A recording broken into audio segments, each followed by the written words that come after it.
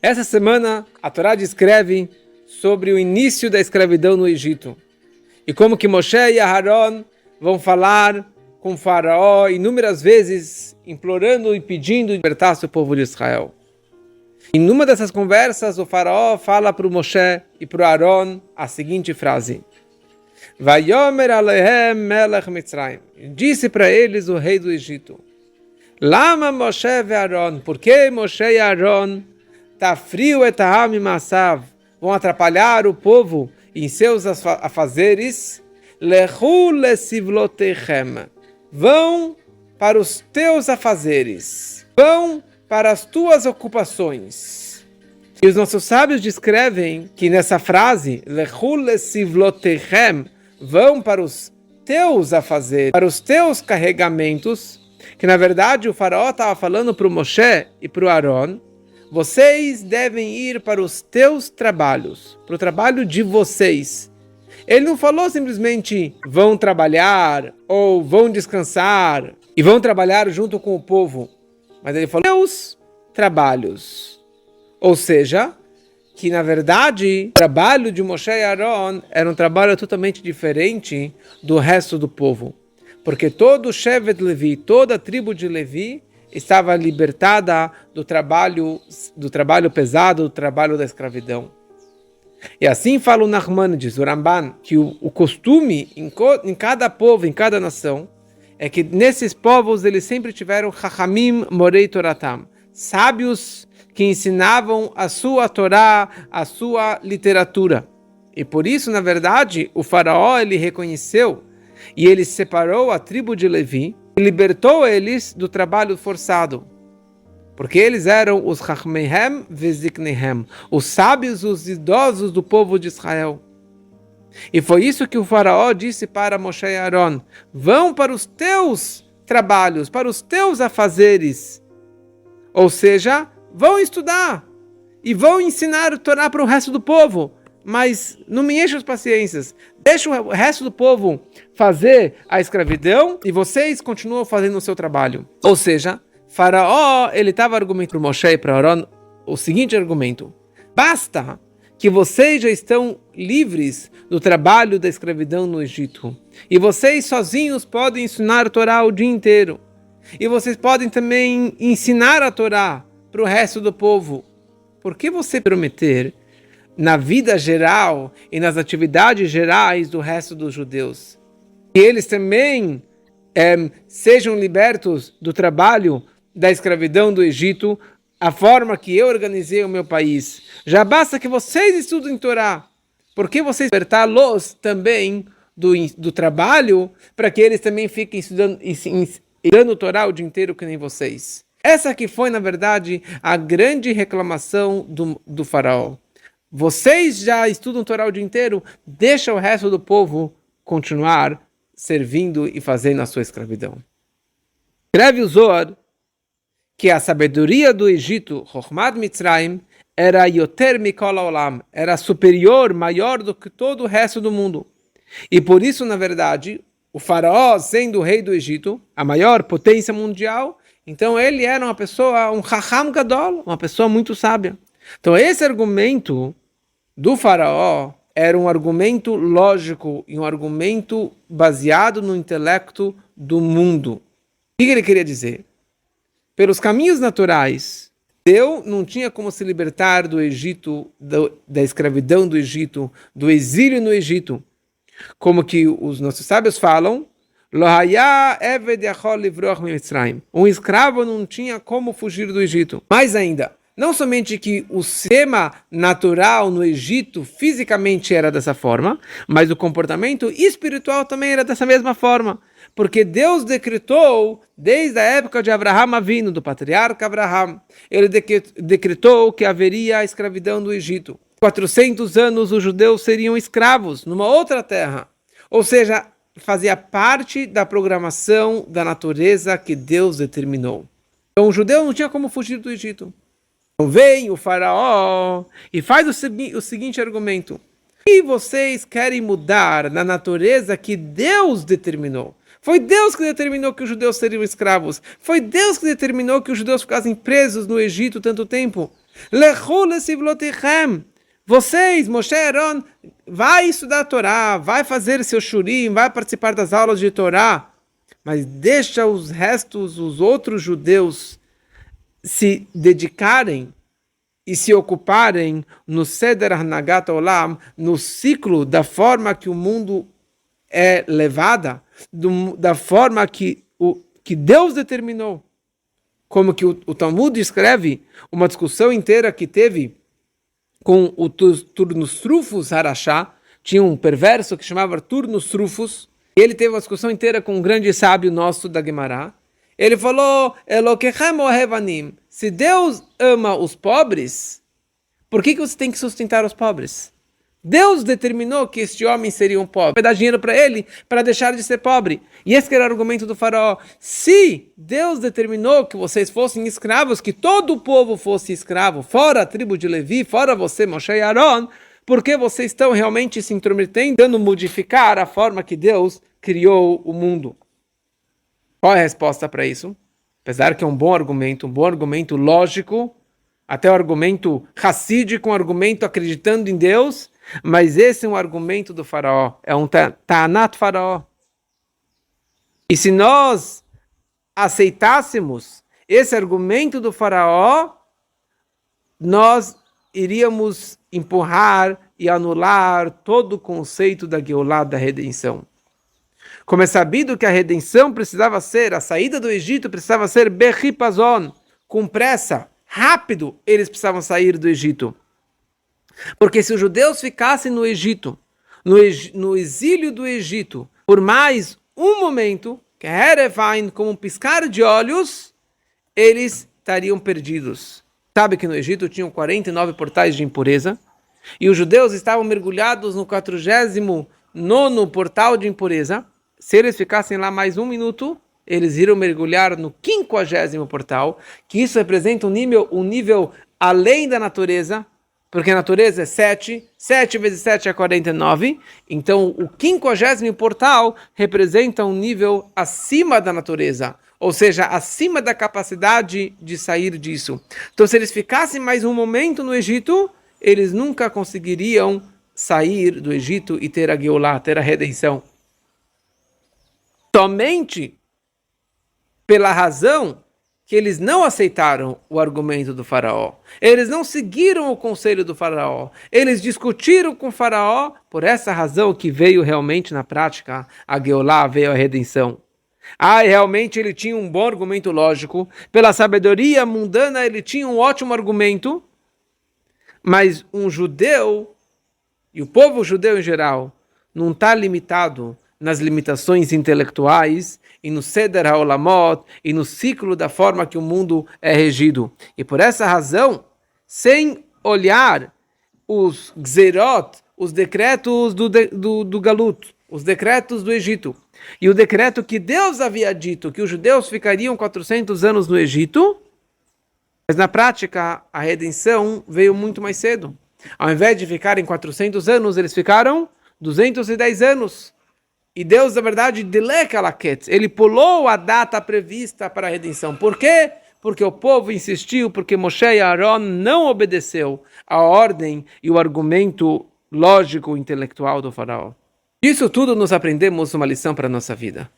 Uma horá, um ensinamento, uma lição prática para a nossa vida, para um judeu na época atual, no século 21. Um judeu, ele não pode pensar da seguinte forma. Olha, eu já estudo Torá, Anit Nafshi Tzalti, eu já salvei a minha vida. E na verdade, de vez em quando, eu também dou uma aula, gravo um áudio, faço uma live, mando uma aula para outras pessoas. Mas eu não preciso realmente me dedicar tanto por eles. Eu não preciso me preocupar com outro Yehudi, se ele cumpre mitzvot ou se ele não segue o judaísmo. Se ele se dedica para Deus ou ele se dedica às suas forças para o faraó, o rei do Egito, para assuntos mundanos. E é um ótimo argumento uma coisa como essa. Porque o material, a fisicalidade por si só, sem Deus, sem a vitalidade divina, é como construir as duas cidades que os judeus construíram para o faraó, Pitom e Ramsés. Essas duas cidades representam, na verdade, a materialidade, o mundano, você mergulhar na modernidade do mundo, na moda do mundo, nos prazeres mundanos. Então nós precisamos saber o seguinte, que essa visão é uma hashkafá, é uma visão, é um approach do faraó, o rei do Egito. Que ele vira para o Moshe e para o Aron e para cada judeu, em toda e qualquer geração. Vão fazer os teus afazeres. Já basta que você estuda a Torá, já basta que você é religioso, já basta que você faz as suas mitzvot. O que você se importa com outro judeu? Mas essa não é a vida de um judeu. O comportamento de um judeu, que esse que é o comportamento de Moshe e Aaron, é de não se importar, de não levar em consideração um argumento do faraó, um argumento do presidente, um argumento do goi, do seu vizinho, e mesmo daquele da tua alma animal que você tem dentro de você, não levar isso em consideração. E aqui o Rebbe traz uma seguinte parábola. Da mesma forma, numa situação que você vê um incêndio, Deus nos livre, você vê um incêndio na casa de um vizinho judeu, quem vai falar o seguinte: olha, eu estou tranquilo. E ninguém vai ficar se questionando: será que eu devo ajudar o meu vizinho? Será que eu não devo queimar ajudar o meu vizinho? Ou ele vai fazer o seguinte cálculo: eu preciso me intrometer na vida do meu vizinho? A casa dele está pegando fogo. O problema é dele, não é meu problema. Deixa que a casa dele pegar fogo. A minha casa não vai pegar fogo. Sabe o quê? Se é isso que Deus queria, que a casa dele pegasse fogo, essa que é a providência divina, então deixa que a casa dele pegue fogo, que ele morra. E o que eu preciso me intrometer, me meter nos caminhos de Deus, nos planos divinos?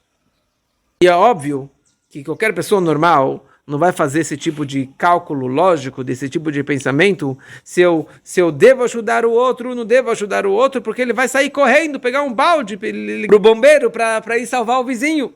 Então, se isso é de uma forma no mundano, nos caminhos naturais, na vida do cotidiano, então quanto mais, se estamos falando aqui de salvar um judeu do mundo vindouro, e salvar um judeu da vida neste mundo ao mesmo tempo, e não existe esse cálculo, não existe esse pensamento, se eu devo ajudar meu irmão ou se eu não devo ajudar. Salvar um irmão que está em incêndio, um judeu que não sabe Torá, um judeu que não sabe Aleph Beit, um judeu que está se assimilando, um judeu que está queimando seres mundanos, ele tem que fazer de tudo para conseguir salvar e aproximar e ensinar mais e mais Torá, e para que aquele judeu possa aprender mais Torá. Isso que era o que Moshe e Aaron quebraram os argumentos do faraó. O Rebbe anterior, o sogro do nosso Rebbe, ele falou certa vez, no nome do Baal Shem Tov, que a obrigação de Ahavat Israel, a obrigação de amar o próximo como a ti mesmo, não se aplica somente para um judeu que você conhece, mas esse Ahavá, esse amor tem que ser para todo e qualquer judeu que você nunca conheceu, que se encontra em qualquer canto distante do outro lado do globo. Esse ahavá, esse amor tem que ser não somente ve'ahavta, mas tem que ser ve'ahavta lerecha kamocha. Você tem que amar como a ti mesmo. Da mesma forma que o amor próprio é um amor ilimitado, sem limites, sem fronteiras, assim também tem que ser o amor para um outro judeu. Tem que ser um amor incondicional. E ele nos conta que o Mezrit Magid, do Magid Mezrit, que era o sucessor do Baal Shem Tov, ele tinha o seguinte desejo. Ele falava a seguinte frase: Halevai, quem dera que eu pudesse beijar o rolo da Torá, o Sefer Torá, da mesma forma, com o mesmo amor e o mesmo carinho que o Baal Shem Tov beijava um outro judeu. Mesma forma que o Baal Shem Tov, ele tinha um amor, um carinho para um outro judeu, para que eu possa também beijar a Torá da mesma forma. E o Magid concluiu a seguinte frase falando o seguinte: se o Baal Shem Tov soubesse, durante a sua vida neste mundo, o poder e a influência, o de quanto que ele consegue aproximar uma outra pessoa com esse carinho, com este amor, Porque hoje, quando ele está no paraíso, no Gan Eden, ele sabe o valor e a importância desse Ahavat Israel, desse amor e aproximação do próximo. Se ele soubesse em vida, ele teria feito isso de uma forma muito, muito maior. Esse Ve'ahavta l'orecha kamocha tem que se expressar da seguinte forma.